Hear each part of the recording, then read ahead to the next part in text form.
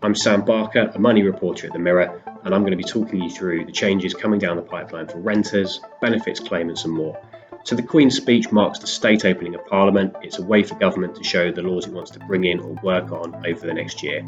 My main take on it is that it was a letdown because there was nothing new in there to help with the number one problem facing most households, the soaring cost of living. That said, here are some of the changes coming in for this year. Number one, more rights for renters. So the government's renters reform bill will ban so-called no-fault evictions, where people in private rented accommodation are kicked out by their landlords through no fault of their own. The government has been promising this for some time, and it looks like it will finally be pushed through this year. Number two, increased powers for social tenants who rent their properties from the local council or housing association. The Social Housing Regulation Bill will give more powers to a regulator to step in over bad landlords over things like the quality of the homes that they provide. Number three, quicker benefits for the terminally ill. So at the moment, if you're diagnosed as terminally ill with a life expectancy of up to 12 months, you have an automatic entitlement to certain benefits and you will get those faster. What the government wants to do is cut that from 12 months to 6 months with something called the Social Security Bill. Number four, help cutting inflation. So inflation is currently at 7%, and the Bank of England said last week it expects this to hit 10% this year.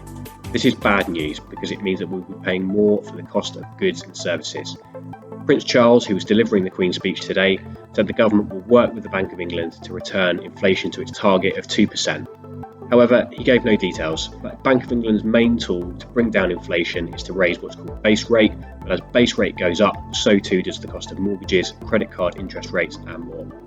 Number five, price cap for energy will continue. So the government's energy security bill will allow the energy price cap to carry on past 2023. So what that means in real terms is that if the cost of energy, the current high cost of energy carries on, that there will continue to be price cap bringing down the cost of the average energy bill. This price cap is set by the Ofgem energy regulator. It limits how much the average household will pay for the unit cost of their energy over a year.